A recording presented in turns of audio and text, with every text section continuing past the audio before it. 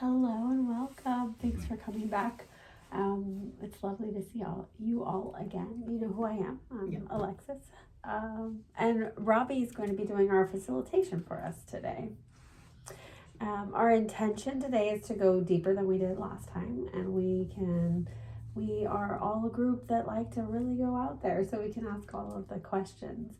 We're going to do a few global questions to begin, and then we'll move into our individual questions like before. Some of when we're in the global section of it, if you do have things you want to add, do raise your hand and let's add to it. Sure. We can be a lot more fluid. Like when we're a smaller group, we're thinking along the same lines, and so sometimes Simon will say will spark somebody to ask the next thing or to widen it in some way, and so I really do welcome that. Today would be great. Some of the things that we're going to touch on today are spiritual viruses. That is something that's come to our attention that Simon's brought up. So we're going to be asking about that a little bit more, what they are, and is it something that needs to be identified, that kind of thing. And then the other thing that I think that we want to ask is about interference. So yesterday we asked about our path and growth and ascension and all those kinds of things, and those are something that we frequently ask, and we can ask about that again. But sometimes we can notice that there's things that get in our way, or when you have a really great idea and you're getting ready to pursue it, and then 500 things go sideways, and sometimes we wonder, should I continue to pursue that thing, or why is it so difficult, or whatever it is. And so something that I've experienced is that sometimes there's interference. And so the way I engage with information and the way that I engage with the world is I don't really go fear-based at all for myself, but I really go awareness-based. And so we can really be aware of something that maybe isn't pleasant without being afraid of it. We're just having awareness. Okay, that's that. What do I want to do to either lean into it, avoid it, whatever it is? And so that's where I come from with that, is that information is really important and amazing, and we don't need to be fearful of it. And awareness is huge, because then you can make decisions based on that. But I find things like understanding interference can be really helpful. So we can ask him what it is and how do we engage with our life when we notice there is interference. How can we identify that? So just going into those sorts of things, which I think are important. I have one thing with this group, because this is kind of my woo group. Is that, so we have Brad, who does shaman, comes in. We talk with the galactics. We have Elle talking in light codes. And Trina's doing some really cool stuff with past life regression. So, we're going out of that realm of normal, and we're wooing. So like you said, some tips on how to maybe ground yourself during that process, things like that. I think it would be amazing. I think this group, what do you guys all think? Things like that would really be of interest to us. And that'll be like an extension of the interference piece of it all. That's right? What I thought of when you said absolutely. that. Right. And I think that maybe that's part of why we're asking that question today, because when we are someone who is doing the thing a little bit more in whatever level that is, and I know that you're still doing your work more privately with people but the idea is that, and I think you do regressions with the public. So when you're starting to expand more of what you're doing, interference is more likely, and it's sort of like the brighter you shine the light, the more that it is noticeable, which you all have had that experience in your meditation group, that the light was really bright. So it's like, what do we need to do to make maybe us a little bit less noticeable, right? And so that you can continue to do what you're doing. And so that I found, for me, when I'm in a launch, when I have a program open or open enrollment or whatever it is, I'll notice certain things, like my personal life will get louder, or something requires my attention that will take me away from those things. And so sometimes we can just say, oh, well, that's regular life. It's like, yes, but it was quiet for 3 months and nothing was going on. And now all of a sudden my focus is here. What is that? And we do the what is that like really lightly. It's not this, this all frenetic energy. You can do it really calmly and connect. But the more that we understand it, to me, the more that we can do what we're here to do and open ourselves up even more to be more fulfilled on a personal level. But that personal fulfillment is also going to be really significant to the collective as well.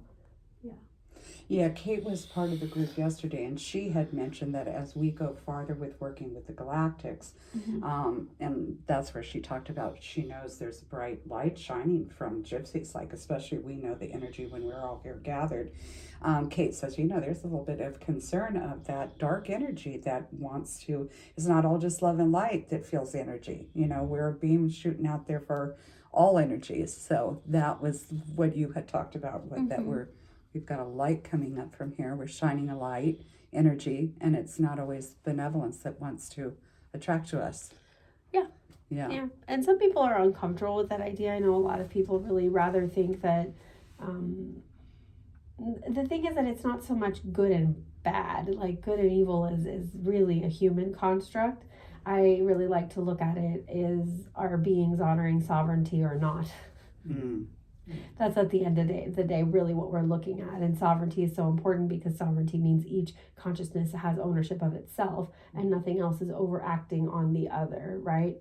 And so that's really different than having moral judgment or discernment based on one's own code. That's really different. It's quite simple. Is every being whole unto itself and able to make its own decisions and free to itself or not? And it's super simple, where you can have maybe a being that one would consider maybe darker. Maybe we don't understand the things that it does. Maybe we don't, we would label it as maybe more bad or whatever. But that energy honors sovereignty, right? Or you could have an energy that one would think is benevolent and beautiful and bright and violates sovereignty. So it's really important to have a certain level of discernment that it's not the way that we think of it as human beings. That is quite a lot more complicated than that. And really what we're looking at is honoring the sovereignty of all beings and all consciousness, not just on Earth, but everywhere. And really clearly having, we all have agendas. As human beings, we all have agendas. Sometimes our agenda is to connect and to love each other and, to be whole and happy and have all our needs met. That's still an agenda, right? And so that's true whether or not a consciousness has a physical body. There's often still agendas, and it's what is the agenda. And so sometimes you have beings that they want to utilize and energy in the way in which they would like to, and sometimes in order to do that they have to violate sovereignty, and they're okay with that, which is fine, and it's also not, right? So that's kind of what we're talking about. I talk about it really briefly in the book. For those of you that read the Expansion Principle book, there's a little tiny sliver in the second half where I talk about the harvesting of energy, and we talk about black holes and things like that. And I think it's in a paragraph, maybe two, that could be an entire book. And so that's what we'll kind of dive into a little bit more today, I think is what we're looking at. Okay, those touch on questions. That. Yeah. And when we get to questions, you all came in and signed the sheet here. So I know the last time that we met out there, Andy was sort of calling on people at random. So this is kind of cool what we did yesterday, and we'll be doing that today. Once Alexis goes into trance, Simon will be calling you by number randomly. So we have Brad, you're 1, Elle, you're 2, Paul, you're 3, and I'll remind you, Cynthia, you were 4, Trina, you're 5, Michelle is 6, and Sally, you're 7. So, like I said, when Simon goes into trance, he'll be calling those numbers out randomly when it comes time for questions. And I'll remind you what number you are when we get there. Yeah. And if you have questions today, you can also... Okay. Even though you're facilitating, you're welcome to. Okay. Yeah, getting into all this stuff, I may have something I want to throw in there. Sure. Yeah. Okay, great. All right. So do we have any thoughts or questions for me now? I think it was interesting you brought up about things getting in our way okay because I'm going through something that I was going to ask later about, but I think it's parallel, so you're already reading the room. Yeah, I figured that with you too. Yeah. Yeah, Sure. and part of it is because you're saying yes to your gifts and your abilities more now, right?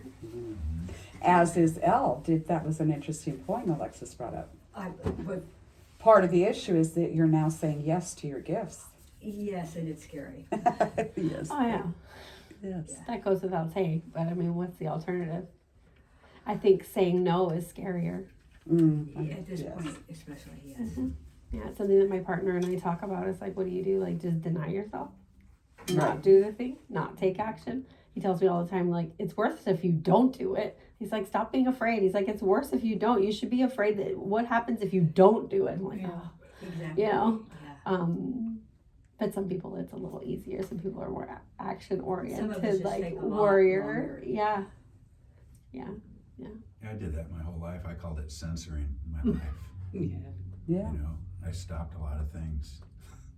Yep, as we Stopped the do. flow. And I always said I was an imposter, making up my life. As it turns out, I was right. We make up everything. Everything is a projection of what we think. I was just ahead of my own time. And your own awareness, right? Yeah. Yeah, it's really interesting. Something, Brad, I think that happens too is that when we, the more clear we get on what we would like to experience in our life, and I think also something I've noticed pretty strongly is when we start to exchange energy with people around us in a cleaner and clearer way, and we have partnership and things like that, and that's something that's evolved for you that you've been calling in for a long time. And that really amplifies our ability to be more of ourselves. It's not always necessary to be in partnership, but when that kind of thing happens, I think it really allows us to be more of ourselves. When it's a clean, clear like exchange, it just makes everything stronger. And so sometimes we'll have more interference sometimes with that. Yeah, it's really interesting. Okay. Yeah. Are Okay. we ready to get going, everybody? Okay. See you in a little while.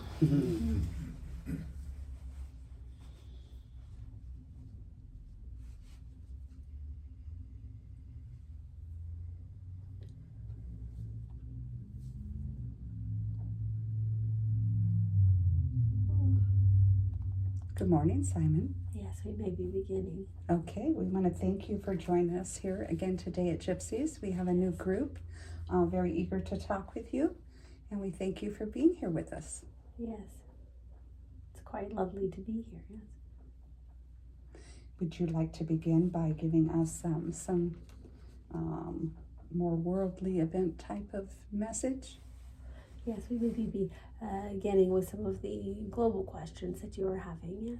Yes, thank you.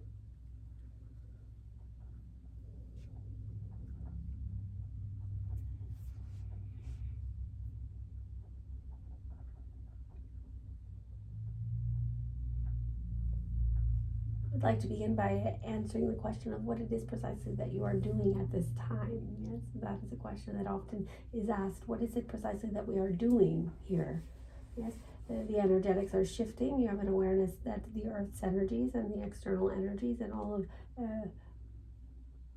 the influence of the galactics and all of the influence of interdimensionals and all the influence, yes? And quite importantly, as each individual's energetic signature, and when you come online, if you will, when you each come online at a greater degree, an aspect of what is happening is that you're able to tune in more clearly to the fullness of yourselves on a cosmic level, the fullness of yourselves on a consciousness level, yes? And this allows for there to be a weaving of energies, which expands consciousness as a whole. And that is precisely what it is you're doing exactly, is allowing consciousness to increase itself. And this is why it is so important to allow for the things that are necessary to be healed at any given moment. It is also why it is quite necessary to be expanding one's thoughts. And this is what you are doing at this time. It is why you are engaging the work that you're engaging in. It is why you speak about the things that you speak about. It is why you are engaging more and more with what you are terming the woo things, yes? And doing that sort of thing. The whole point of it is to come online with oneself, yes? to be able to remember whom you are on a consciousness level, to be able to be expressing most fully, and to be living quite in the natural state of consciousness, which is that of expansion. Yes, that is what you are doing, is being and expressing yourself. Yes. Yes, you have further questions. Yes. Would someone like to ask a question from what Simon has said so far? We have a quiet group today, Simon. Yes, just a moment. It's a bit difficult for Alexis to be remembering what it is and to sharing it with me, but just a moment, we can access it. Just a moment. Okay.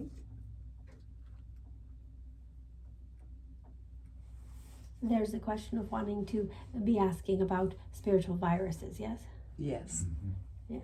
We'd like to be expressing that this is something that came up within a personal level for Alexis, this awareness that decisions that she was making within her life, it was important and apparent that it needed to be revealed that people in her life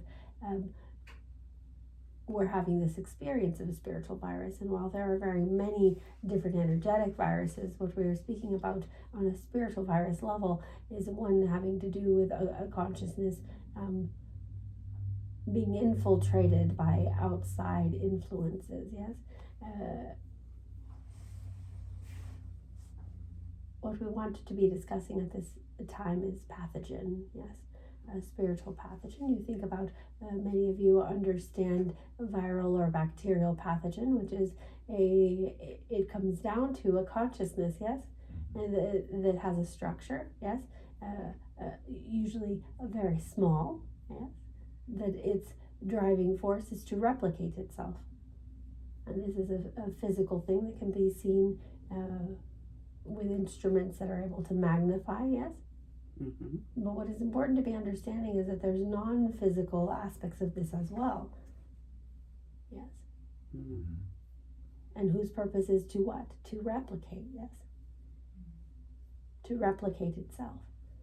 And so when these things are, it is quite easy to use viruses by perhaps malevolent energetics, malevolent consciousness, to pass and to replicate information so that they can have what it is that they would like to be having, yes? A part of what happens is that information can then be passed as well. When a person has a virus, there is also information that is being passed, yes? Mm-hmm. And there's a coding that is occurring, and this is occurring also in a non-physical way, in the spiritual way, meaning it is impacting an individual on all levels, yes? There are times that you may be experiencing a cold or a flu, yes? And because very many of the human physical viral pathogens or bacterial pathogens have non-earth relationship as well, yes?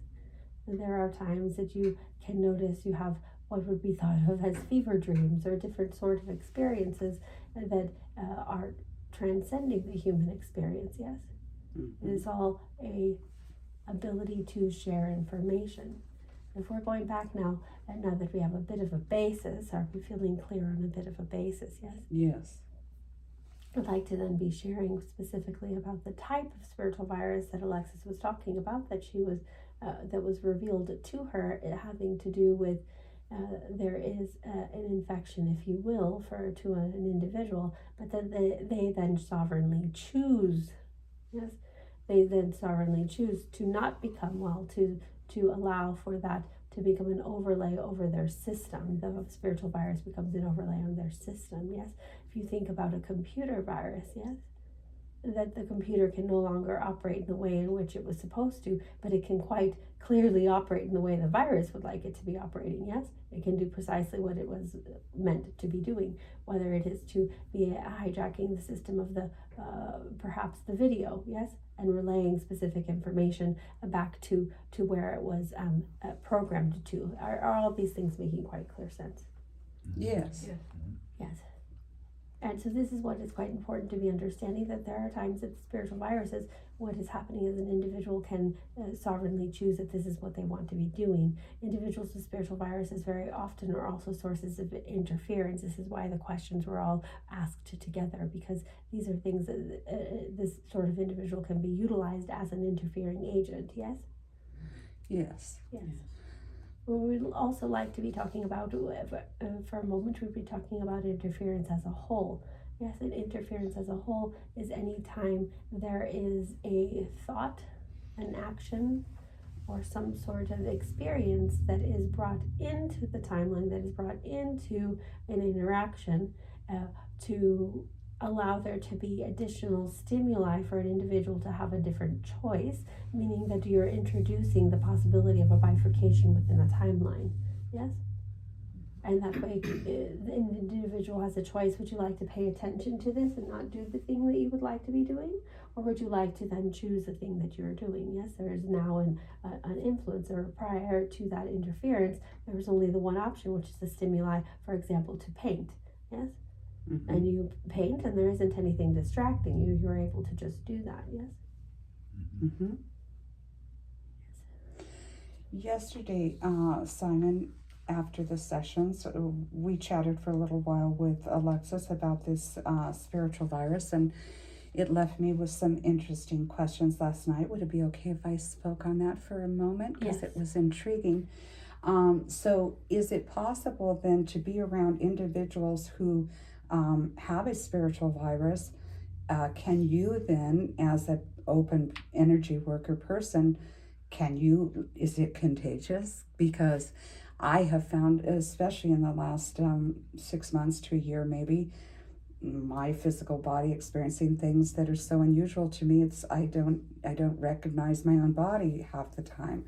So I found that interesting last night, thinking, can a person with a spiritual virus be contagious if they're around you? In a way, yes. Okay. In a way, yes. The most important thing is to recognize one's individual sovereignty. It is like taking your vitamin C or your zinc, yes? Yes. It is quite helpful for you. Even more powerful than that, yes? Mm-hmm. To be clear of one's sovereignty and be clear of one's soul choice. What needs to be remembered is that there are times when a soul does choose things that one would not think it would choose.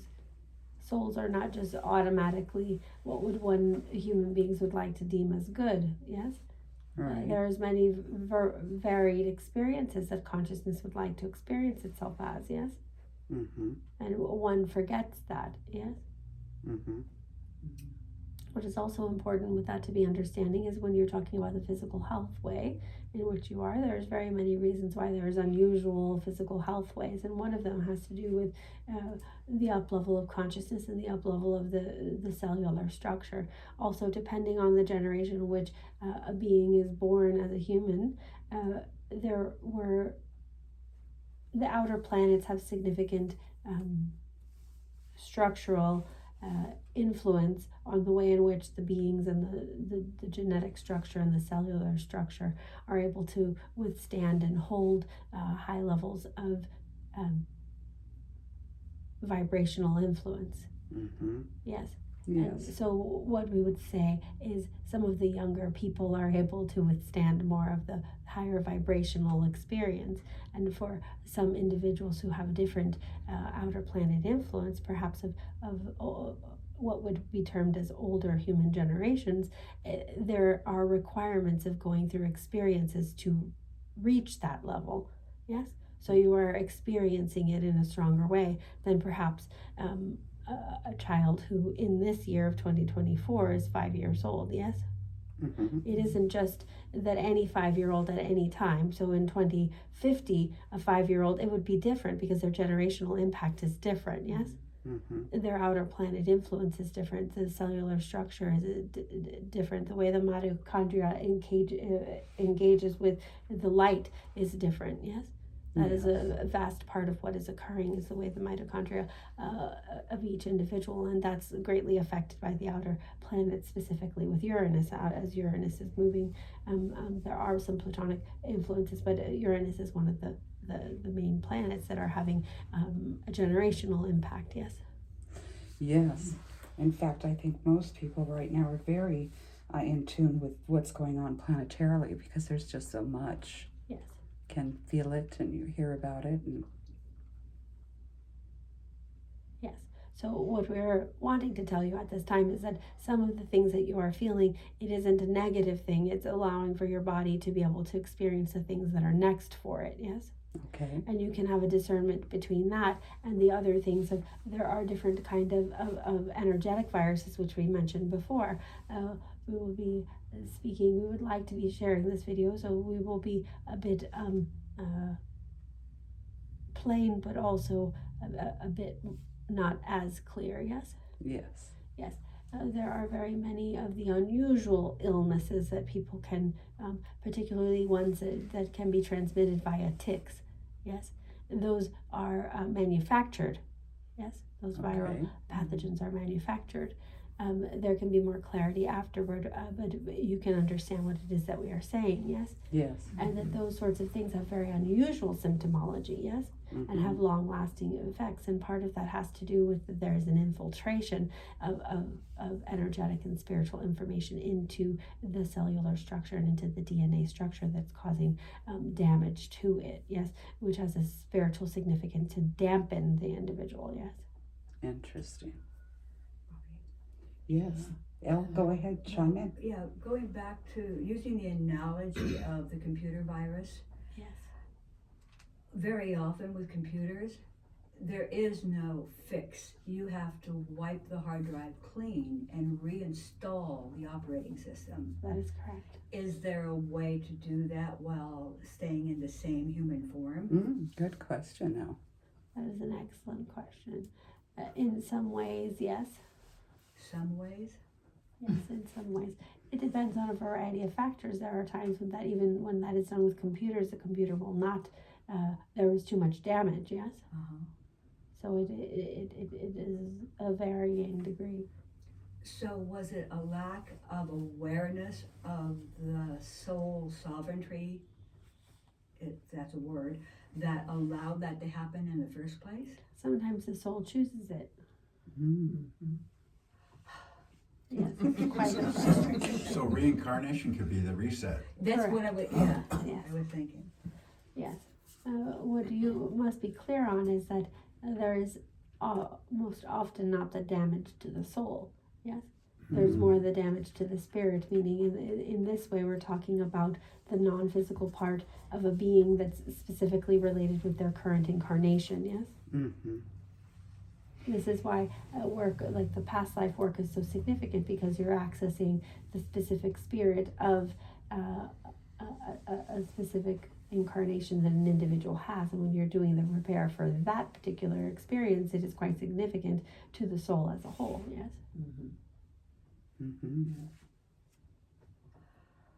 The same can be said for ancestral work, although as that is a bit different when we discussed that quite a lot yesterday. Yes. Brad? So along with what you're talking about, viruses, like when I do the body code with people, they can not have the physical virus, but they can have the energetic virus still in their body. Yes. And so you're removing the energy, and I think the energy works as a magnet where you could attract that around other people. Yes, that is correct. That is precisely correct. There must always be the awareness that there's the non-physical aspect of any illness as well, yes? There's a non-physical aspect of any relationship as well. This is something that is a bit non-related and related as well. You can have a reverberation of a relationship that has ended and it's still around, yes? And that non-physical aspect must be removed in order for that influence to no longer be present within the current relationship and or the current individual's simply singleness, yes? Elle, did you have another question? It was a judgment. Okay. Which is that it feels kind of overwhelming, like these things can happen.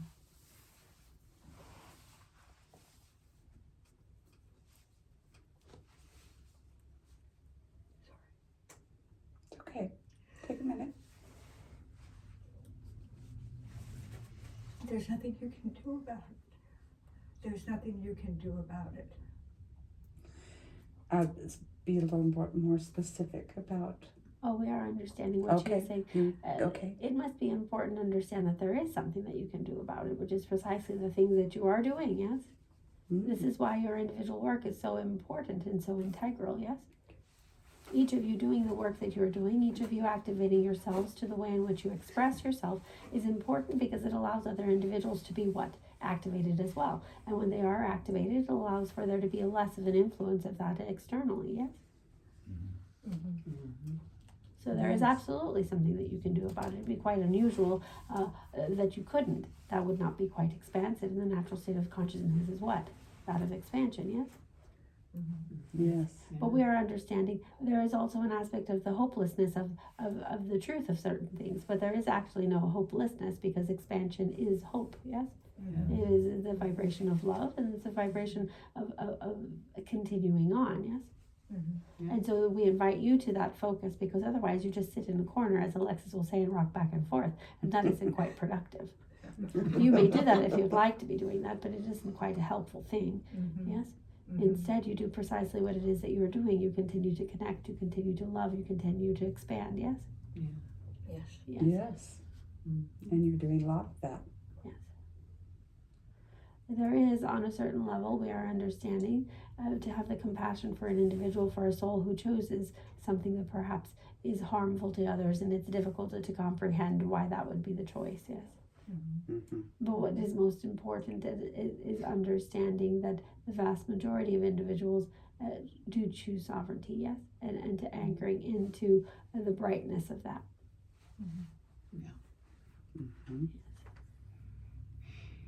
Thank you. Does anybody have anything they'd like to ask on this subject? No? Okay.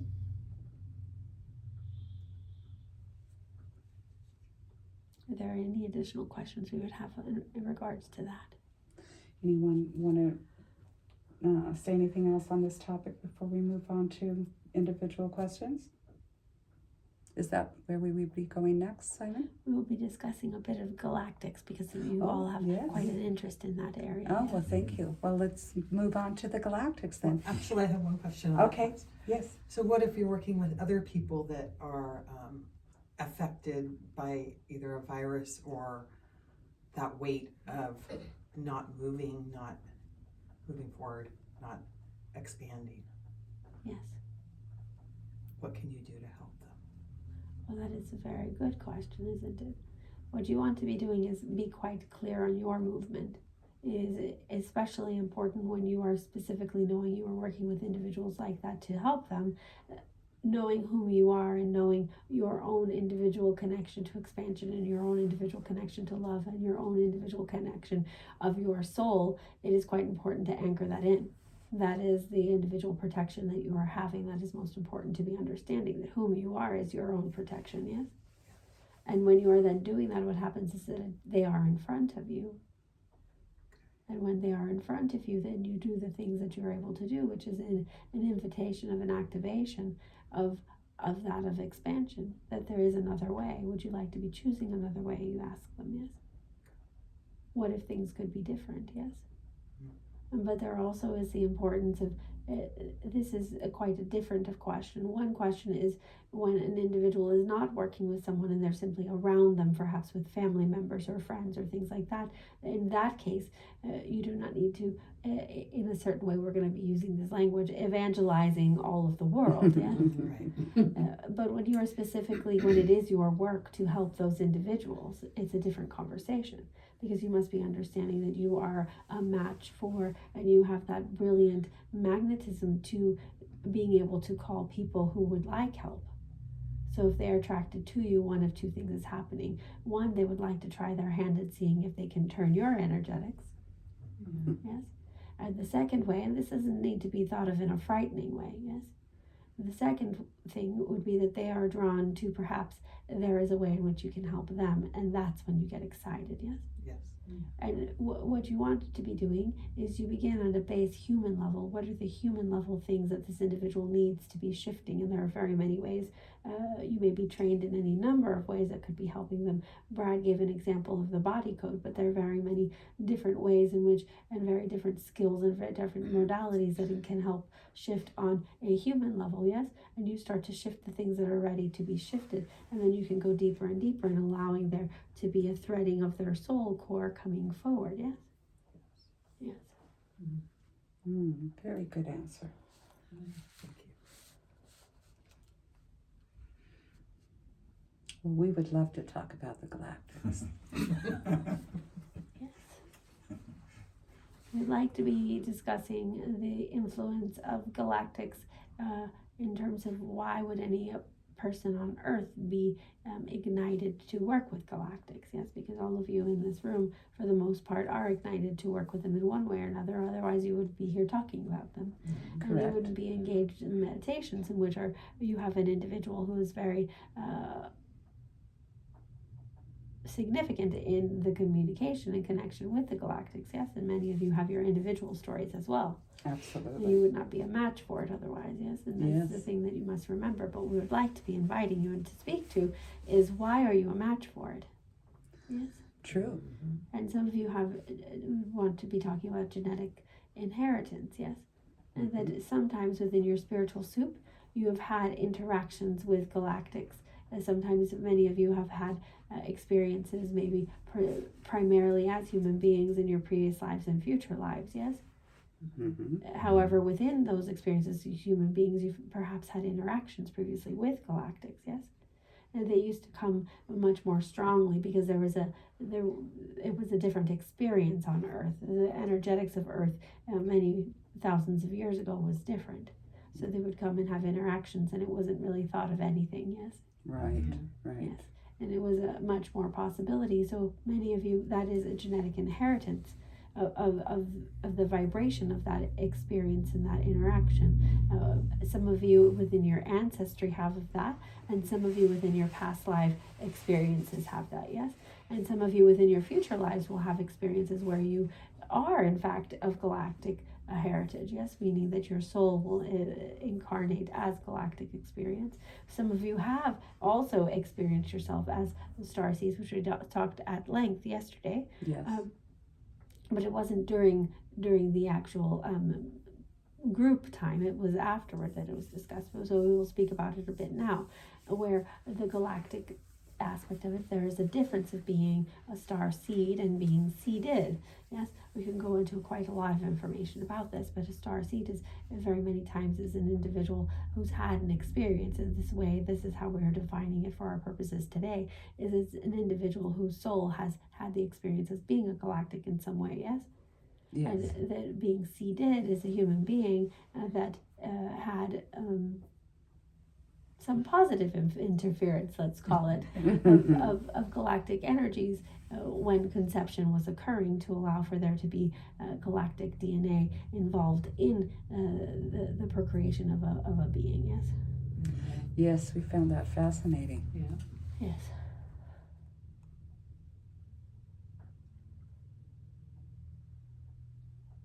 What we'd like to be concluding with it is you can start to ask the questions of which aspect in my soup has made me available for this galactic experience, yes?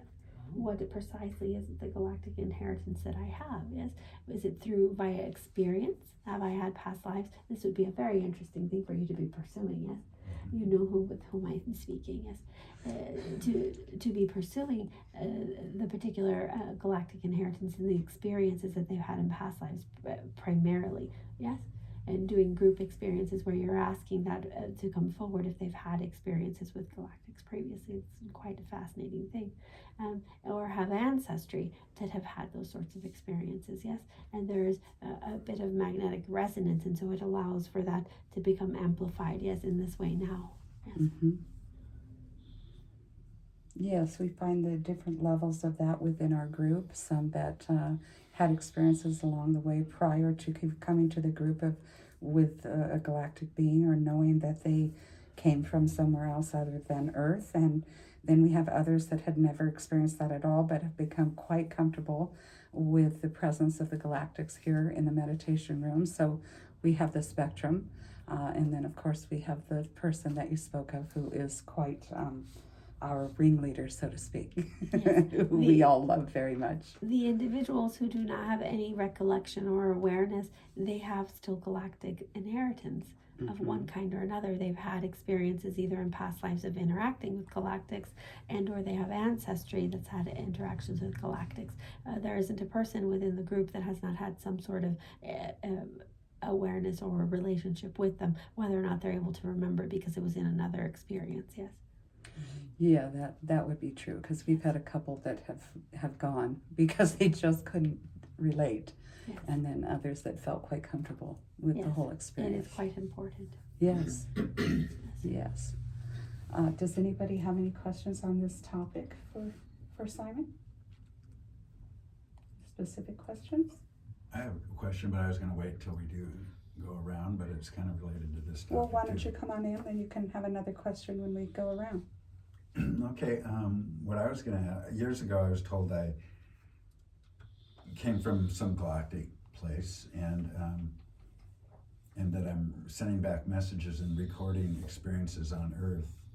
I don't know how true that is, but the reason I'm asking is I have tinnitus really bad, and I always wondered, is that signals? Because it changes a lot, and when I change my energy, the tinnitus changes, and so it made me think it's electronic or something energetic that way. That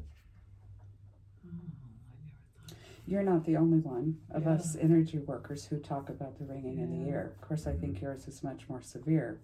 But what do you say about that, Simon? Yes, that is often very accurate.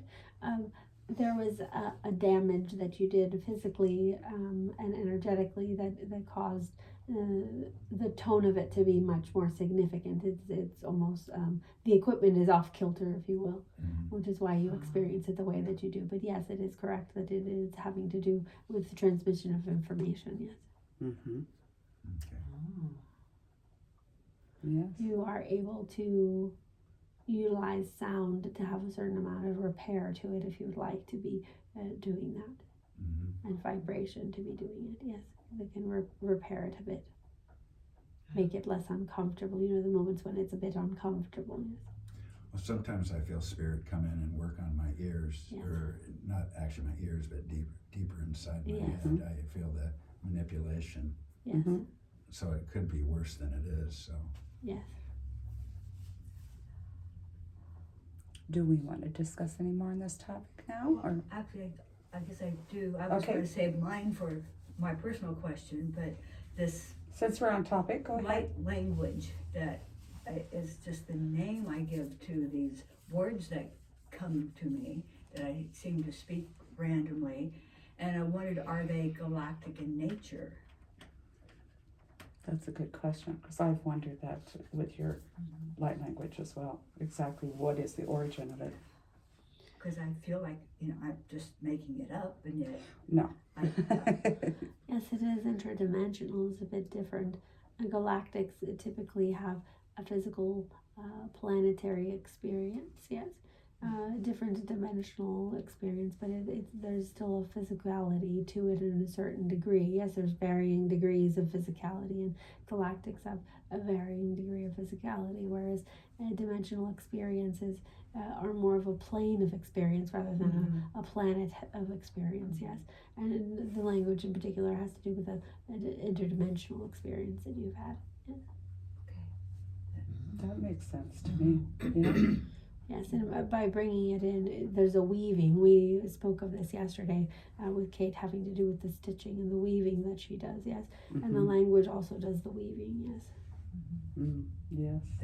That makes sense. It feels like my mind, my ego self, kind of stitches together the frequencies and finds something in my experience that can create the sound. It makes a word out of it.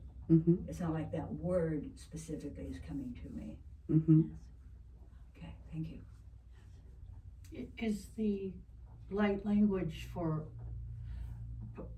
is it spoken to give messages to people, or is it just specifically for the individual who is speaking the light language? Is it something that repairs their experiences or their things that are going on with them or something? Or is it for everyone? Is it more for everyone or the individual itself? What an excellent way to ask that question.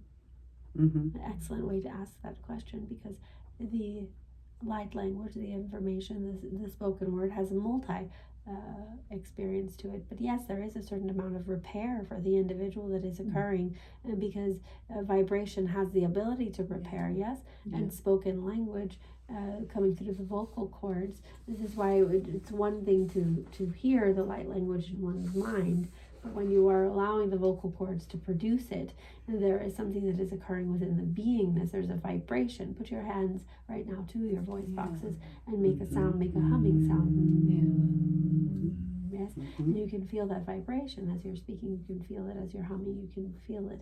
So there's something that is occurring. There are specific tones that are not used within the English language or within many human languages. Yes, this is why there are certain Middle Eastern languages that have those tones, and this is why sometimes some of the light language sounds a bit like that. It Yes, does, it's quite an interesting sort of thing. What you want to be also knowing that it is at times the information is also important for others to be hearing as well. It is also important that even if you're in a room alone and speaking it out, it still can be for others, because if you will, in a certain way, the wind catches it. The energy. Yes, the air in which you must be remembering that the air is quite significant. We don't often speak about the air within energetic and spiritual circles, but the air is quite important. Yes, and the wind is something that wind is active air. Yes, but air is still, regardless of its state, it's still moving. Yes, and it can capture just like a video recording is capturing. Yes. It is holding information. The air holds information as well, yes? Interesting. And it is passing it through. It is allowing for it to move through, yes? Yes. Yes. Interesting. Thank you. So were there any other topics we wanted to discuss before we move into questions? Yes, that is a completion for that at a time, but we will be taking a moment. Alexis will be taking a moment, and then we will proceed to that, yes? Would you like a drink of water at this we time? would like that. Okay. Hi.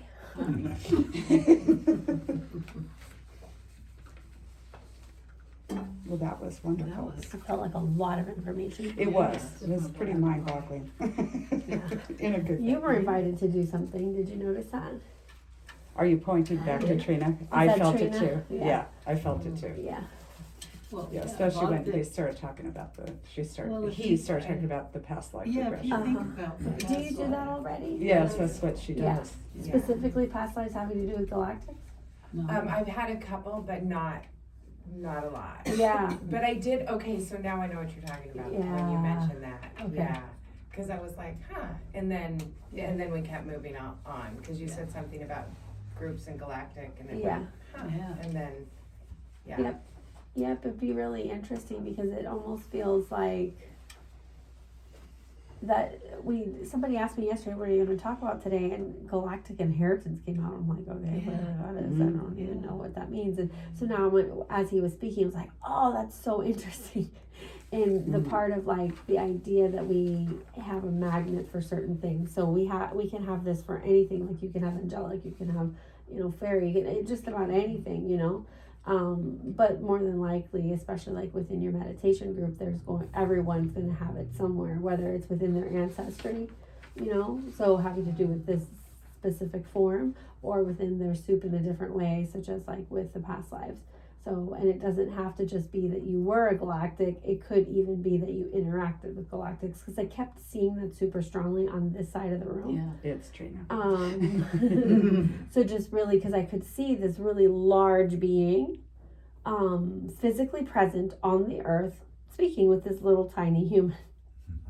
And like I just kept seeing that, and I feel like that's part of what we're talking about too, like having that kind of experience. So there's a lot of different ways, and it just feels like there's an invitation for you to like take people through that experience, because the way in which you connect with the past lives, you can travel through time in any way you'd like to. I think you have an awareness of that, yeah. And so it's kind of, that was what it felt like he was inviting you to do, more of that time travel-y type stuff. Cool. Yeah. Sign me up. Yeah. Okay. You let me know when you're ready. Yeah.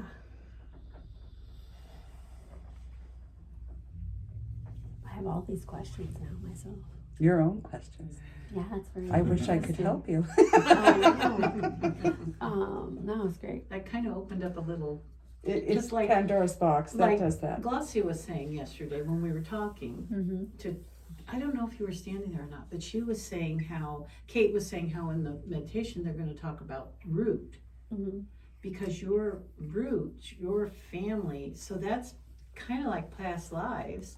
That's an important part of that whole journey and where everything's connected, you know? Yeah. And so she was going to try and get the galactics to do some kind of something about our roots.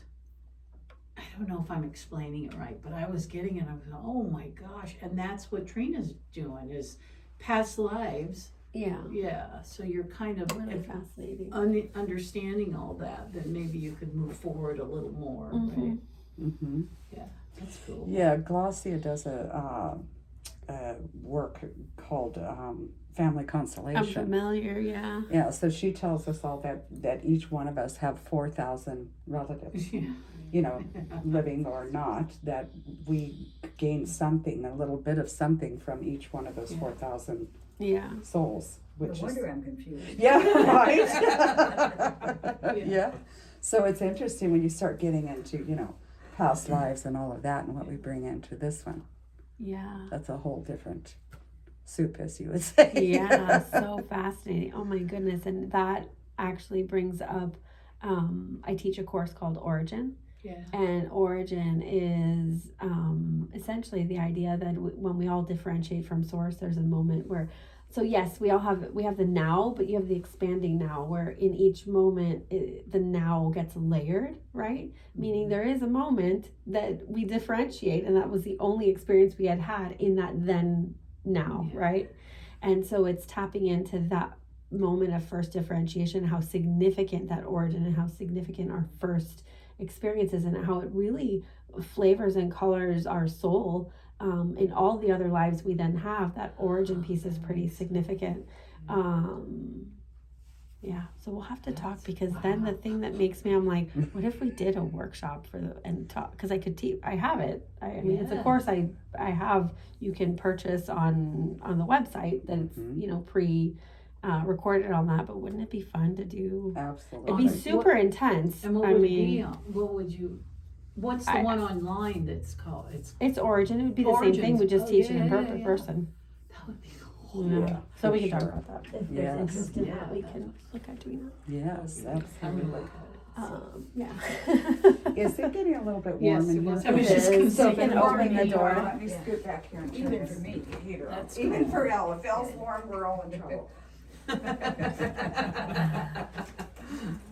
You're always cold as well. Yes. Yeah, Okay, me too. so now we've Yes. got that situated. We don't need it to keep getting warmer and warmer. I use my crystal mat to keep me warm. Crystal mat? Like you have one of those, right? No, but No? I know you're talking like a biomat type thing. Yeah, it has crystals, and you plug it in and it heats up, but it has the PEMF and all kinds of things. I Sounded love like it. she's like crystal meth. That will not warm you up, Paul. No, I don't. Well, I don't know. Crystal mat? It's called a crystal A mat. mat. Yes. Yeah. Listen, Paul Not to be always confused throws with a curveball in. It's Well, just they what do he have does. mats. Your sheets can be the Oh, grounding grounding. sheets. Yeah. Grounding Or the sheets. grounding mat. That's different. Yeah, so this is thicker, and it Yeah. has That's cool. yeah, I I didn't had know they one had those. years ago. Oh, there's all kinds of ones. Yeah. Yeah. Oh. I had one a long time ago and it broke, and so I haven't had one for a few years, and then I got one for my birthday. Nice. So that's what I use it every day. It's amazing, and that really helps with staying warm. Yeah. Yes, I can see that. Okay, I Are feel we ready. ready? Yeah, I just Okay. needed a second to All right. come into my body, and then now I can leave it again. So. Okay, so let's go. We'll move into the questions once we Yeah, get going. Sounds Yes. good. We have 7. Yeah. 1, 2, 3, 4, 5, 6, 7. Yes.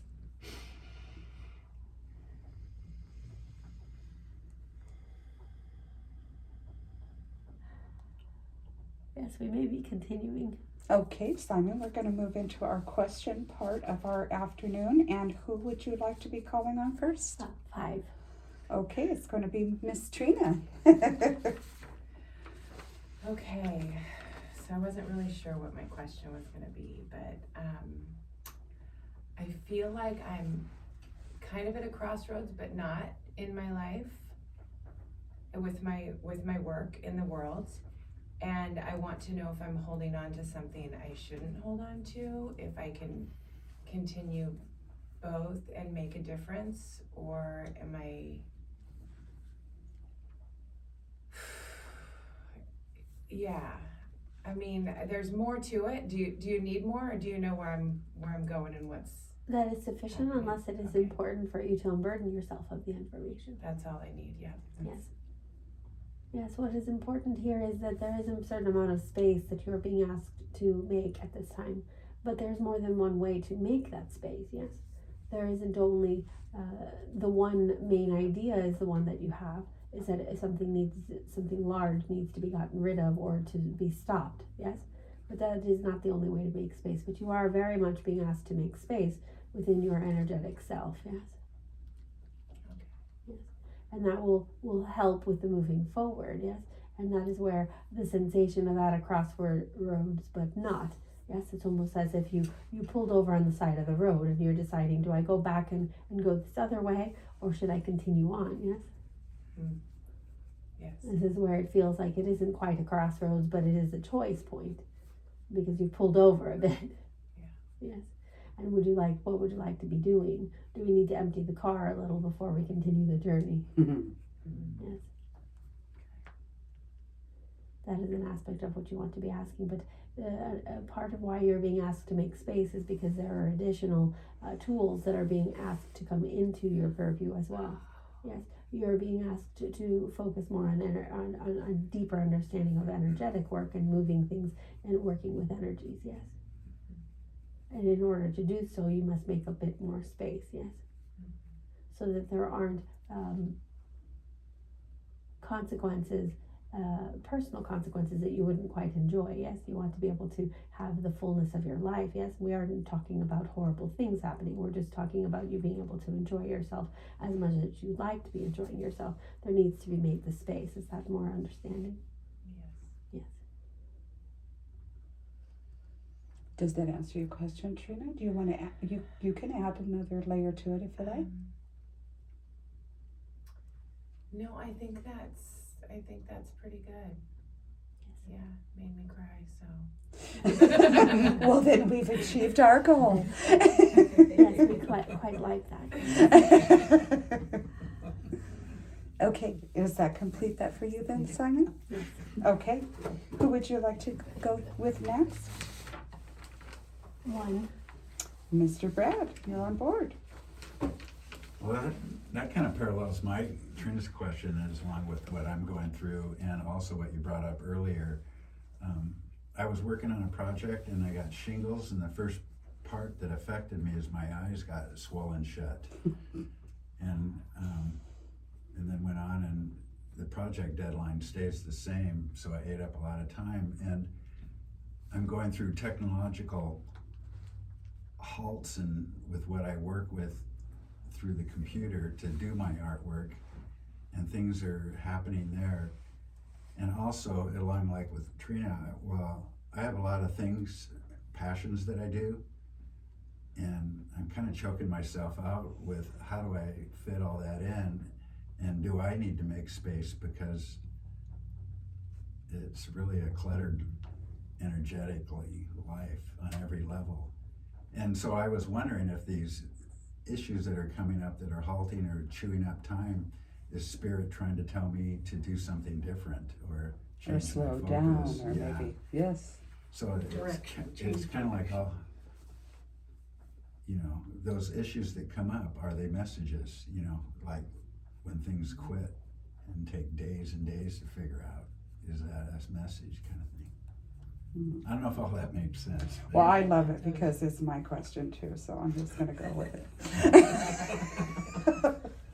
Yes, it is the question of very many people. Yes, which is why we brought in the information of the interference. Mm-hmm. And there are ways to be tuning into yourself and be able to tell and have discernment for what precisely is this? Am I getting in my own way because I am self-sabotaging? Yes. Mm-hmm. Is this my own energetics because I do not think highly enough of myself? And if that is the issue, how do I increase my self-view of myself? Yes. Mm-hmm. Many of you would benefit from increasing your self-view of yourself. Yes. Mm-hmm. And when you do that, then you have more faith and belief in your ability to produce. Okay. Yes, and you become more trustworthy to yourself. Yes. Mm-hmm. And when you become more trustworthy to yourself, then there isn't any of the hiccups, if you will. This isn't the primary part of what is going on for you, but it is an aspect of it. Yes. Mm-hmm. What you want to also be understanding is that there are invitations of deepening into how you would like to be expressing yourself. This is the message that keeps coming up very many times this weekend. Yes. Mm-hmm. Of being able to open yourself more to yourself. Yes. Mm-hmm. We would also like to be asking about your eyes and when they swelled shut. It wasn't too long ago. It was just within the last few weeks.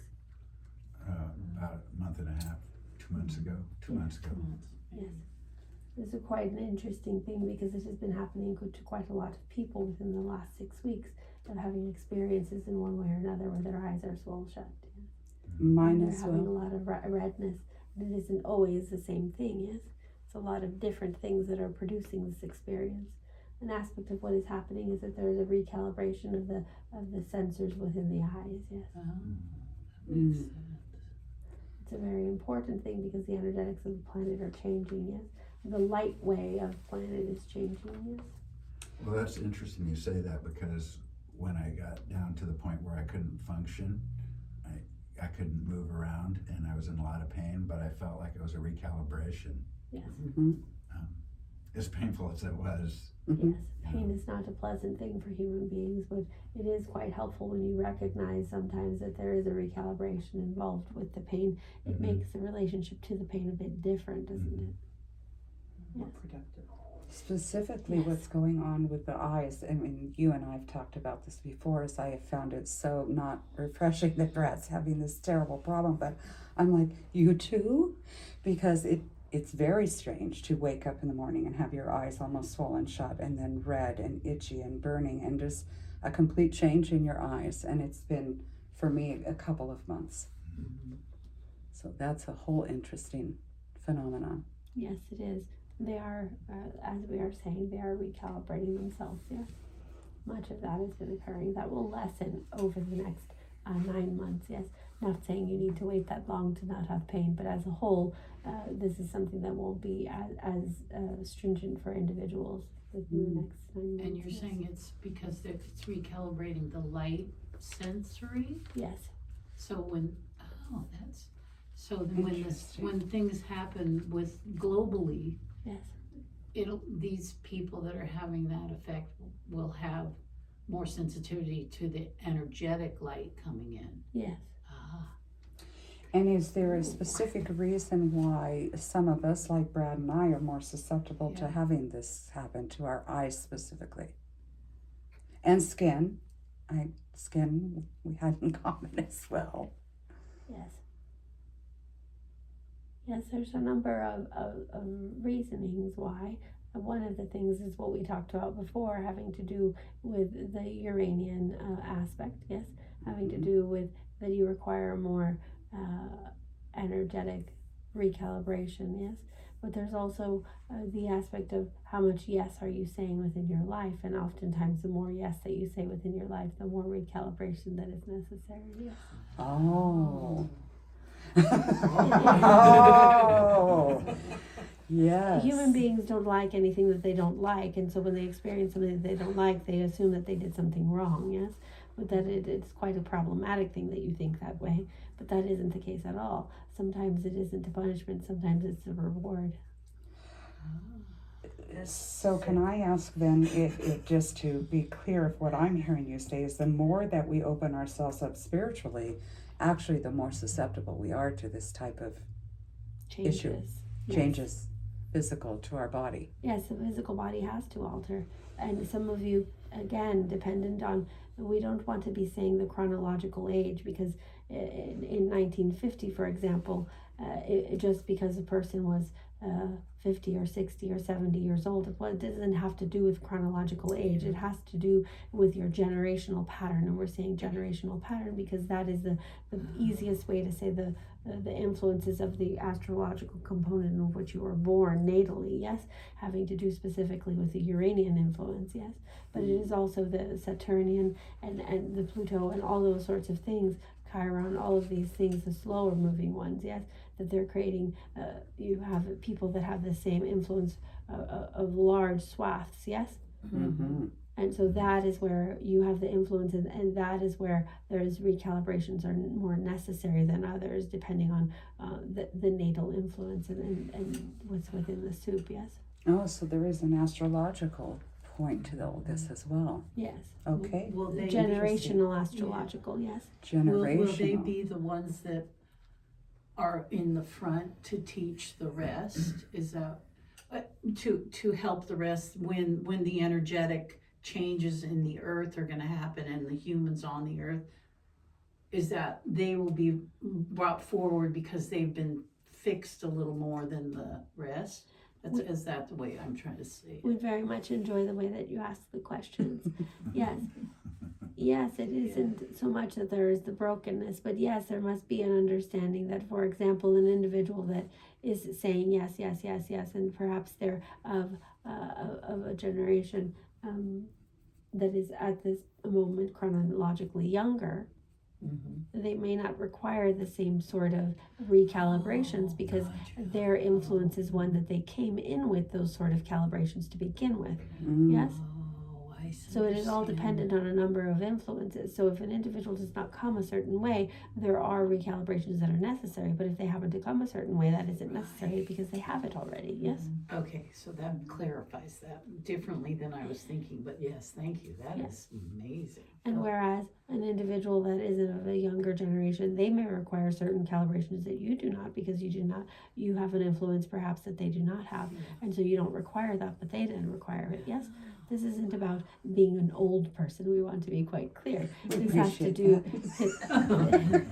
this has to do with the specific influences, and the specific astrological influences have a large influence on the physical body. And especially when we're talking about, in this particular moment, we're talking about the generational influences, yes? For example, Alexis, with being born with Pluto and Libra, yes? Her generation of the Pluto and Libra is going to be have been a bit different than the Pluto and Virgo, yes, right, or the Pluto and Capricorn as the children now. The influences are different. Yes, the Uranus and all of these things are unique. Yes, and so these are giving particular influences within their cellular makeup. Makes sense. Yes. This is also why the life expectancies and things of that nature change, because having to do with the generational influence, yes, and the larger planet influence, yes. Yeah. So we'll all be on an even playing field, kind of, when the new Earth shifting and changing happens. Yes, the individuals are choosing to move forward in a way. Yes, that is a precisely beautiful way to put it. Yes, and there's different ways in which individuals are having experiences to have that. Yes. Yes, thank you. That's amazing. Did that answer for you, Brad? I think we all got answers out of Brad's questions. Yeah, very good. Simon, you feel that you've spoken on that enough? Yes. Okay. Who would you like to go to next? 2. Okay, that would be Elle.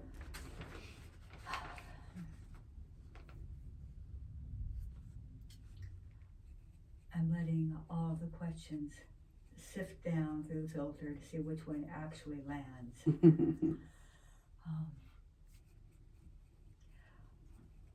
For many years, 30 years, I did massage therapy. I've done healing work of some sort for decades.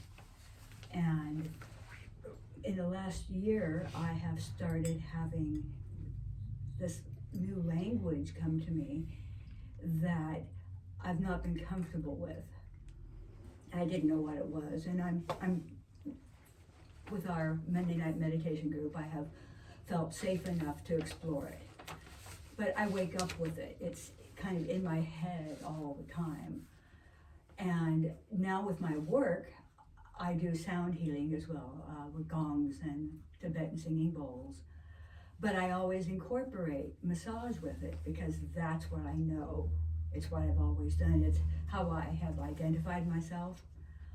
But now I feel like I'm being encouraged, I'm being pushed to use the light language. And I'm using that term. I don't know if it's soul language, if it's specific to me, but the thoughts that I get are that there is a healing and a ground, not a healing per se, but a creating of a space. So each person that I'm with is able to access the energy of these words, that these words are audible codes, not actually words. And that I should use that, actually speak it out loud with my clients. But I don't do that, I'm afraid of it. So recently I'm getting so much pain in my hands and my wrists that I can't do massage. Mm-hmm.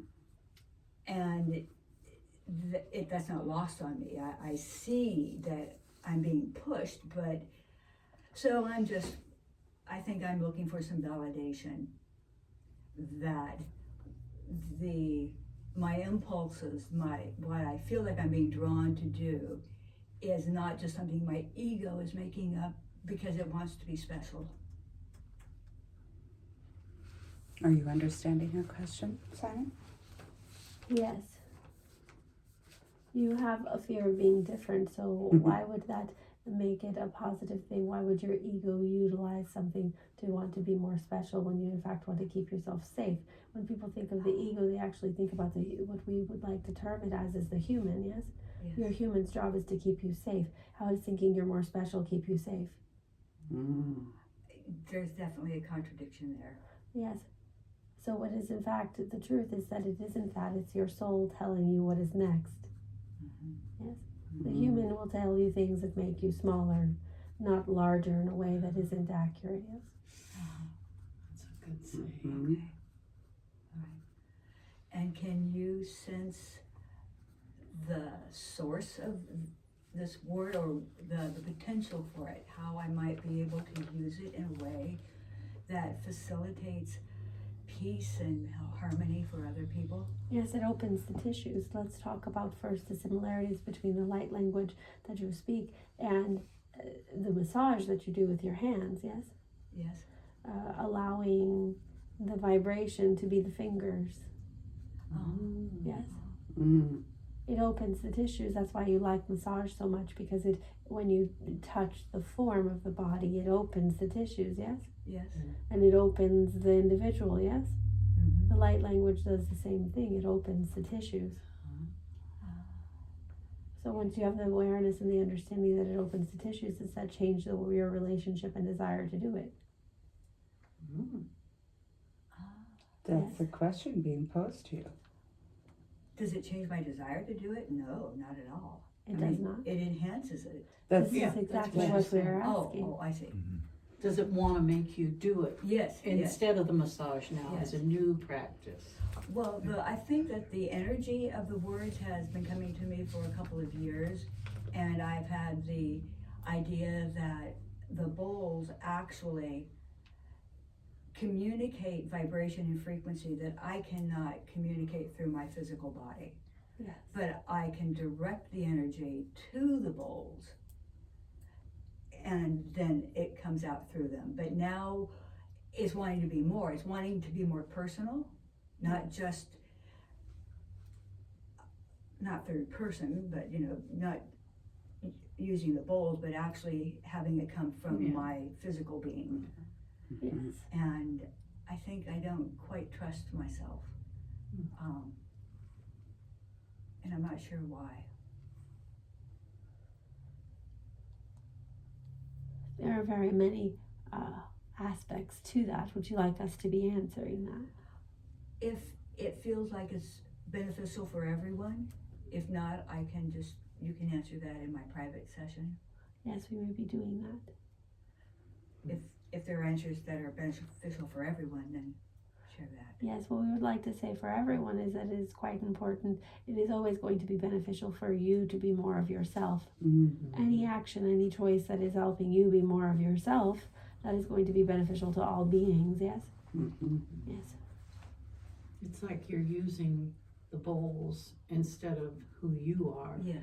You're using them as a tool to say, this is me, the bowl is me. Right. I'm using I'm my hiding stuff. behind Yeah. That's Yeah. what I'm trying to Yeah, say. you were just trying to say it nicely. Yes. Oh. And your particular, every individual's particular signature, sharing that is quite important and significant. Otherwise, it would be all homogenized and all be one same thing, yes? Mm-hmm. And the uniqueness of it, especially when we were speaking about the Aquarian age, which you asked quite a bit yesterday, what the whole point of that is that individuals, the uniqueness of individuals becomes stronger in the importance of being a collective.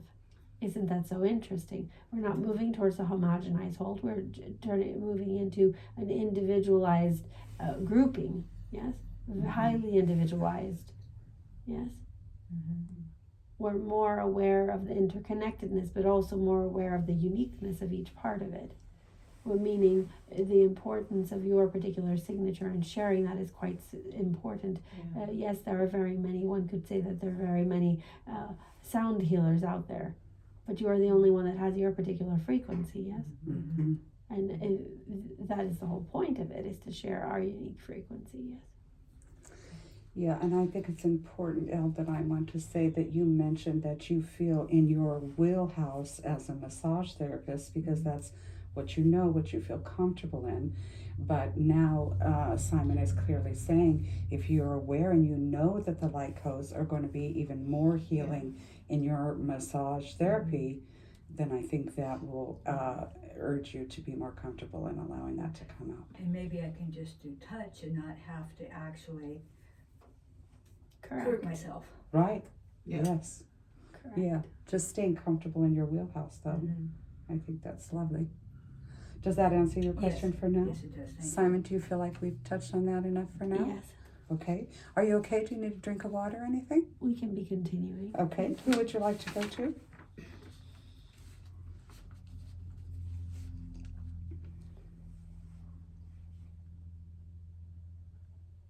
Number 4. Okay. Cynthia? I have trouble narrowing down my questions, so I think I am just going to ask, what do I need to know right now? So a general question for Cynthia? There is a particular question that's quite important, though. You don't get away with it that easy.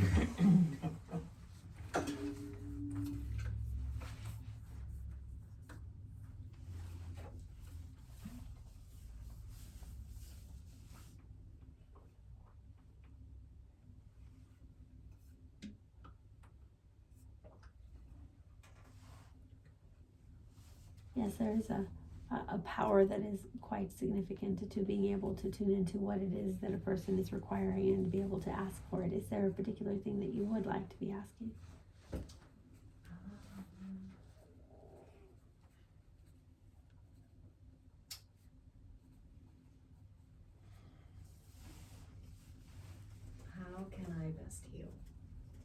Yes. By making your voice the most important one for yourself. Yes. If each of you is the most important, then you are all the most important, yes. And there is so much when you have individuals that are compassionate, loving, connective individuals, it is almost becomes an importance to put oneself as low as possible so that other individuals can be raised up high enough, yes. But it's quite important for you to be the most important at this time so that each individual can be the most important. Is that clear? Yes. That is an aspect of how you heal yourself, is by understanding the importance of the individual and by putting yourself as not just on the list but at the top of the list. Yes. This is an aspect of it, but there is an also aspect of would like to be inviting you into crow medicine. Are you familiar with the ravens and the crows? No. Yes, we would like to be inviting you into that understanding. And there is a high intelligence to them, yes. And there is a high magic to them. And it is quite important. There is a high invitation for you to be diving into your understandings and your learnings at a higher degree at this time, yes. Particularly with the native understandings with plants, yes, and connection with animals. Is that something that you are pursuing up until this time? I have not. Yes. Have you had an awareness of that, any interest in that? Yes. Yes, it is time for you to be engaging in that. That is also an aspect of how you heal, yes. Thank you. Yes, you are quite welcome. Does that answer everything for you, Cynthia? You feel comfortable with that? So? Yes. Okay, who would you like to go with next? Number 3. That would be Mr. Ambrose. Paul. I find this generational influence from the outer planets really curious. I mean, most of my friends are boomers, but I'm from the group that preceded the boomers. I think we're called geezers. The questions are unlimited every day, and so are the answers. But it used to be for me that if I sought an answer, that it would be something that I could anchor on, something I could take as a truth, or something I could lean on. But I'm finding that the answers really only apply to the moment, it seems, and that they're constantly changing, shifting. Everything is in motion. Everything is shifting, and I'm looking at the incredible chaos that surrounds us, and I'm absolutely loving it. I'm enjoying all of the complexity and the ins and outs, and it makes me realize that while I have all kinds of questions, the answers are coming to me all the time. I mean, even sitting here today, I mean, several have emerged, and that ultimately they don't mean anything. Yes. You can ask the same question your whole life and have a different answer in each moment, yes. Yeah, and that's really fun. It is quite. So the less I try to solidify everything, the more open everything becomes. I'm open to more input and more understanding. So I guess it's, rather than a question, it's just a continuing curiosity of how things work, where things are going. And, my answer for me is just to be me. And that is precisely it, is it not? Mm-hmm. To be that tuned into that, people will ask, what is it to have consciousness as your natural state? And that is in fact it, what you are demonstrating for us here today. Mm-hmm. To have a level of openness that allows there to be a continuation that has nothing to do with the human experience of anything, but simply has to do with consciousness, being consciousness itself and exploring itself in each moment, yes? Mm-hmm. What a beautiful state to come into, yes? Mm-hmm. Mm-hmm.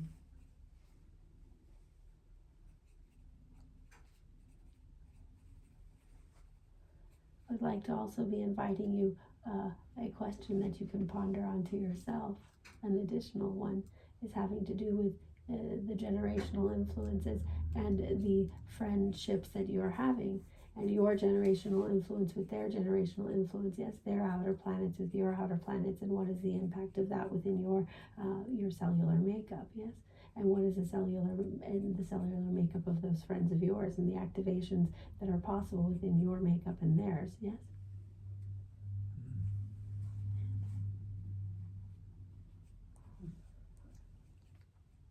Interesting.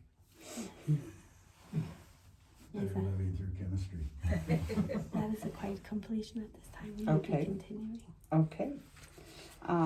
Where would you like to go to now, Simon?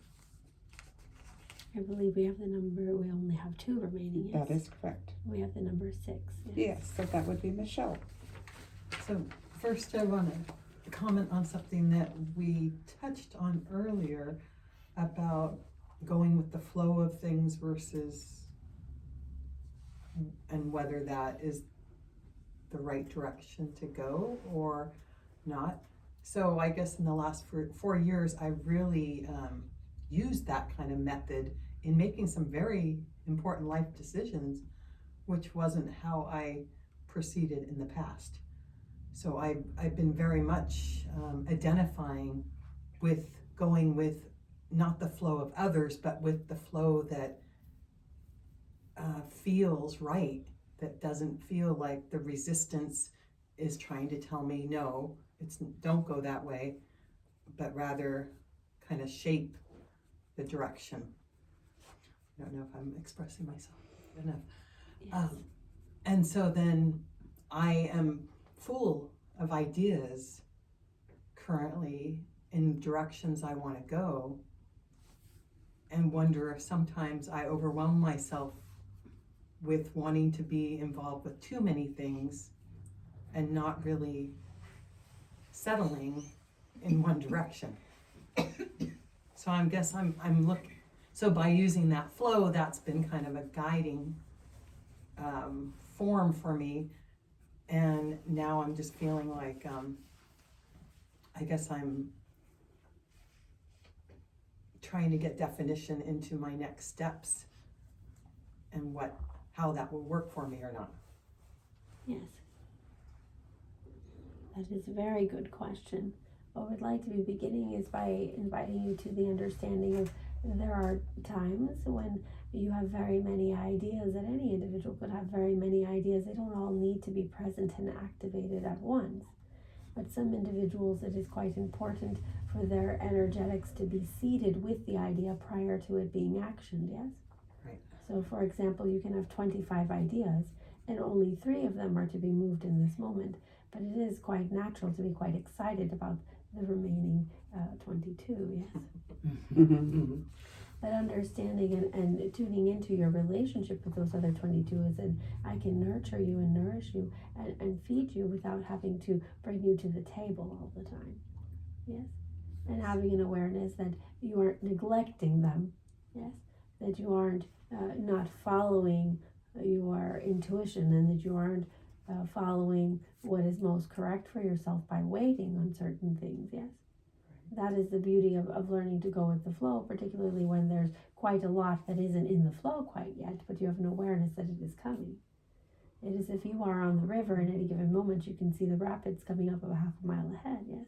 And you know that they're coming, you wouldn't be paddling furiously as if you are in them in that moment, otherwise you would exhaust yourself prior to getting there, yes? Great analogy. Yeah, So but maybe you have being- some excitement for them. Yes. Yes, and it's being comfortable with knowing that it's coming without having to engage with it in the moment, yes. Yes. And that is how you move forward. What is the one that is rolling forward at the moment? What is in front of you in the moment? Yes.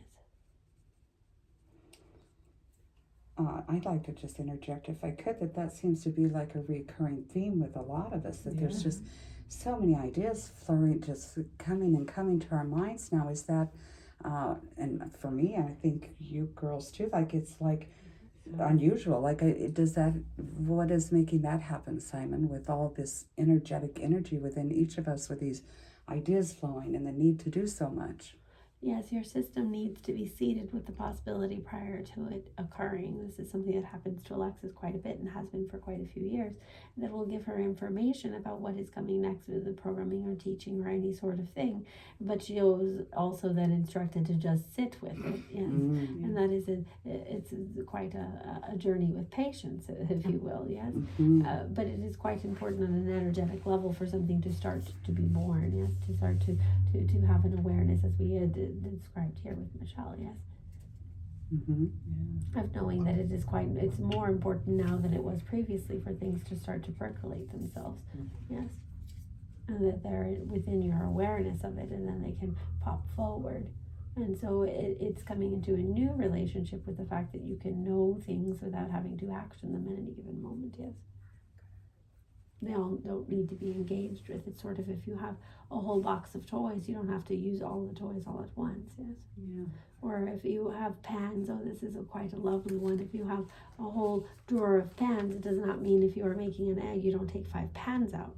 Yes, you have them, and you have them there for the times in which you want to make different things. Perhaps you want to make couscous, and perhaps you want to make some asparagus, and perhaps you want to make some fish, and perhaps you want to make some mushrooms. Yes, and you'd like them to be separated in their own experience and their own juices and their own flavors. Yes.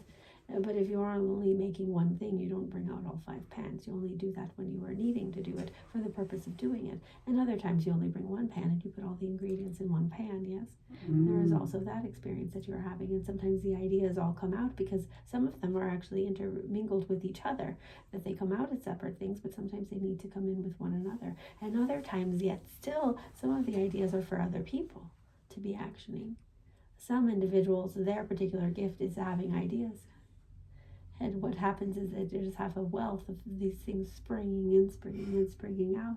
And it is because that is part of their gifts, and they are there to offer them to other people. I have one right here for you. Would you like this one? Because this one is just for you. That's a good idea. Yes, and that is something that then happens, yes, because you can see it in a different way, and it can spring up from you and then come forward to the person, and I've been having this sensation of wanting to do a thing having to do with this, but I didn't know it was that. How beautiful to see this now, and I can see how then this is the thing that I should be actioning in. Let's go back to patience. Yes. Yes, and patience is a thing that is a very human thing, which is why it is quite difficult. Because patience is particularly having to do with time, is it not? And very many of you, your consciousnesses have not always been physical. Time is a pesky little booger. It's quite an interesting and beautiful thing, and much of what Paul has to offer all of you at this time has to do with time and his relationship with time, because that is the piece that he has come to with the questions and the answers, is having to do with his relationship with time. And so perhaps if you are lucky enough, he will share some of that with you. Yes. Yes. Did that answer your question, Michelle? Yes. Okay, thank you, Simon. Yes. Would We are you? now having the number 3, yes. No, we are now going to number 7. Yes. Okay, Sally? Thank you for everything. Yes. I've learned from every single person in this room. It's been that way. Messages, just amazing. And I think I just wanted one question about my origin, since we've been talking so much about it. Am I a star seed? Am I a seeded? Am I, I'm not sure what. That's a general question. Yes. Your origin is different than the galactic question you're having, but we can answer both if you would be liking. Okay, that's good. Yes. Your experience is a bit different. When you were a small child, you were gifted a box with information. And this occurred in a dream that you had, and it was galactic information, yes? And it altered, you had a period of time in which you were sick, yes? And this is when it changed your spiritual DNA to be much more galactic presenting, which is sort of what you would describe as the oddities of yourself. Yes. Yes. Yes. And this was a choice that it was a sovereign experience that you had, but that is having to do with the galactic inheritance way that you are asking. Yes.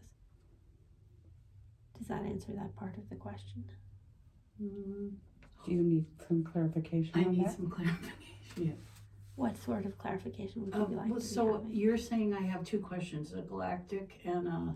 Oh, you were asking about the origin, because your origin is not a galactic. Like everybody seems to know where they're from or whether they're Oh, from. where they are from is different than an origin.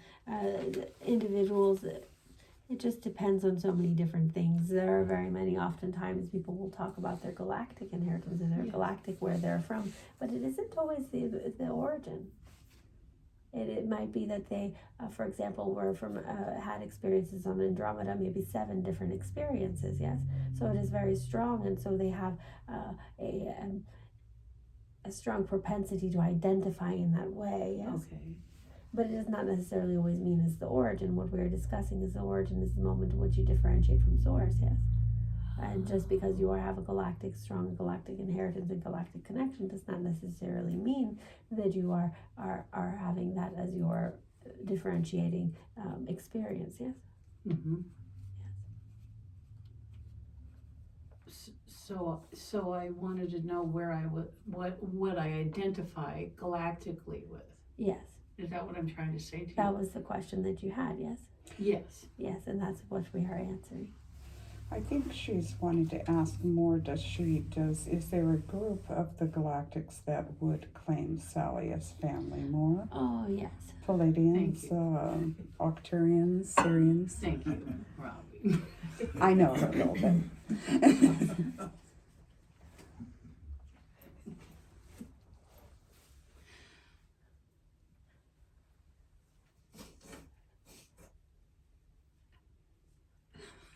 This is quite beautiful and quite important for you to be understanding. You are familiar with Council of 7, yes? Council of 7? Mm-hmm. Yeah. Wow. Where I am familiar with them. That yes. it isn't just one galactic, yes? Yes. That it's very many, yes? It's Yes. all different representations. They are the ones that gifted you the box. Oh, how cool is that? Yes. Thank you. Yes. This is why it's a bit, everyone who sort of wonders, well, which one is it? Because there's signatures of each, yes. Mm-hmm. Oh, I see. That's why.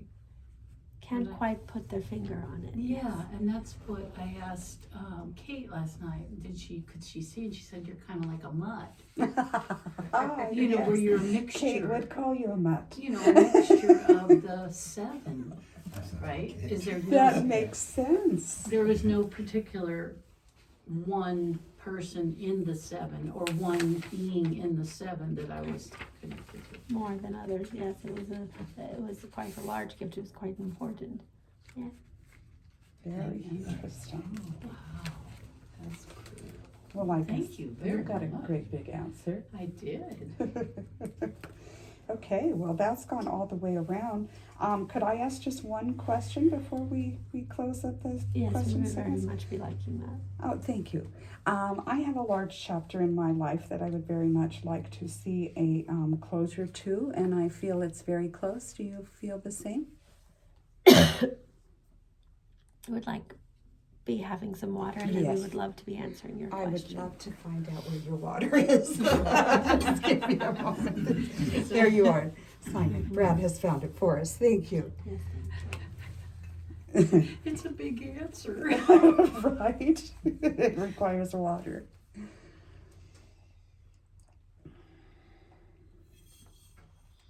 yes, there was different avenues in which how the chapter was to be closed. Mm-hmm. Yes, you have closed it in some avenues. Yes. Yes.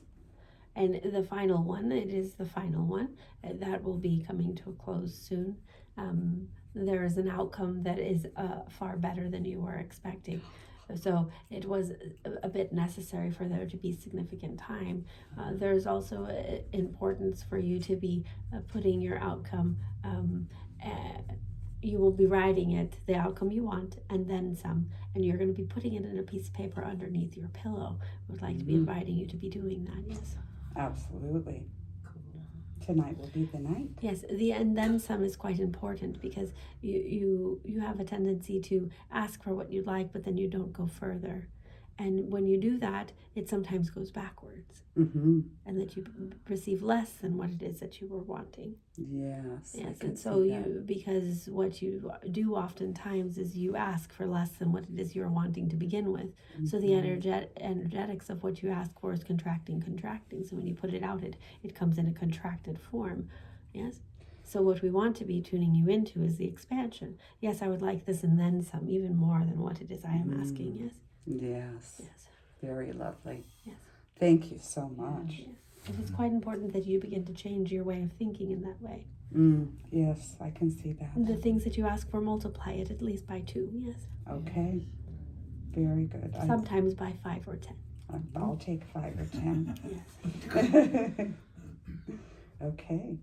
So is that, does anyone have anything in closing that they would like to say to Simon? Is that because we are, sorry Brad, is that because we feel not worthy? Like when you're asking for something you don't really want, it's like you feel selfish enough that you're asking for something? There's a variety of reasons why individuals do this, but that is one of them, yes. Yeah, okay. Go ahead. Very good. So I was curious about our meditation group. It feels like there's a specific reason why we all came together in a connection. Yes. That is beyond words maybe, but there's something there that seems powerful. Very. Yes, individuals coming together sovereignly in a group way is something that is happening across the human planet of Earth at this time.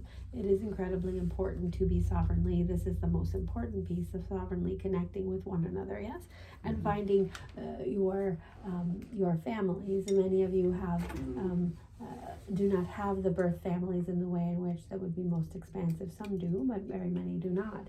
And so finding the individuals, and what we spoke about again is the Aquarius energetics, the Aquarius age of each individual being so unique, and look at your group and how each of you see the beauty of one another in a way that you never have been seen before, that you've seen before, been able to observe others, yes, both be observed and observe, yes. And so that is a large aspect of what the connection is about, yes. And being able for us each to be authentic, I feel. Yes, that is most important, otherwise you aren't actually showing up, yes. Yes. That has definitely been those of us who've been able to show up authentically time after time without any reservation. We're the ones that have been coming back here for 2.5 years. And the term family has been coined, and it's just fit for all of us. So yes. It's been amazing. Yeah, thanks for bringing that up, Brad. It's wonderful. Okay, so can we conclude? Does everybody feel good? Mm-hmm. Well, Simon, we thank you so much, and it's just been absolutely amazing having you here in Brookings.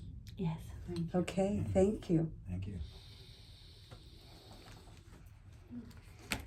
Wow.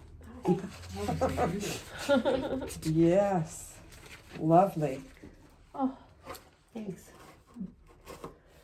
I have a here and now question. Yes, it's fine. I'm going to open this door. Is that your blanket, or did that come with gypsies? It came with me. I love it. Isn't it amazing? I've tried to find more online, and I can't.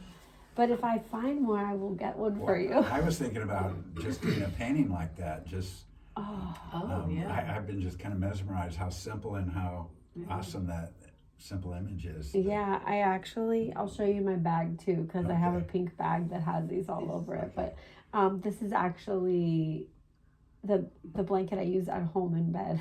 Like I have it as our decorative, but I also put it over me when I'm sleeping, and I decided this is what I was Yeah, going to no, it's. So yeah, I love it. I've been I staring love at the it all eyes. day. Yeah, Mm-hmm. I like to put eyes in things that I do too. Yeah, I like that a lot. Well, and it's ironic because on our Monday meditation, a blue eye was an image that came to me. Really? Oh, Oh, yeah. interesting. And then you're right in the front with the blue eye. I love it. Yeah.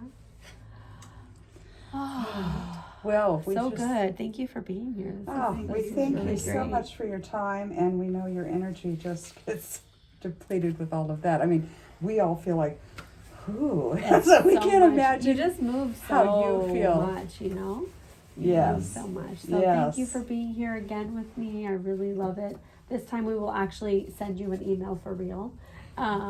We have the YouTube, and that way you can get the recordings. And then we have we do this online twice a month, and so there is we'll have information of how you can join that if you'd like to be doing that. We have most people will tune into it and they get a pass for the year and they just come all the time.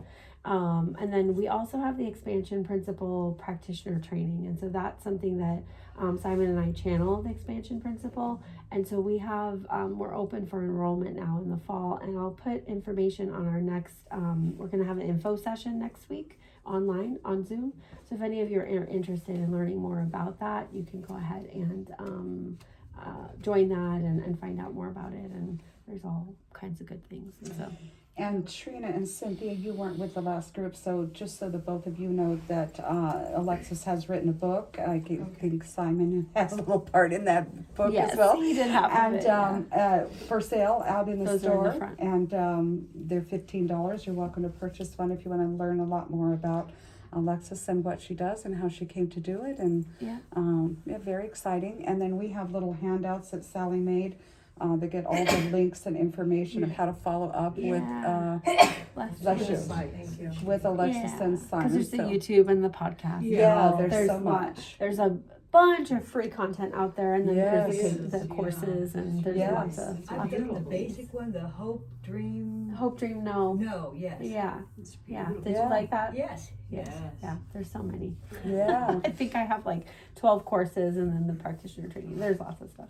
Yeah. And then this group will be loaded up to YouTube within a week. And you or should two. watch yesterday's group. Yeah. Yeah. Yesterday's. Yesterday's You might is- get something out of that. Yeah, very You informative get as something well. out of all of it. I think so.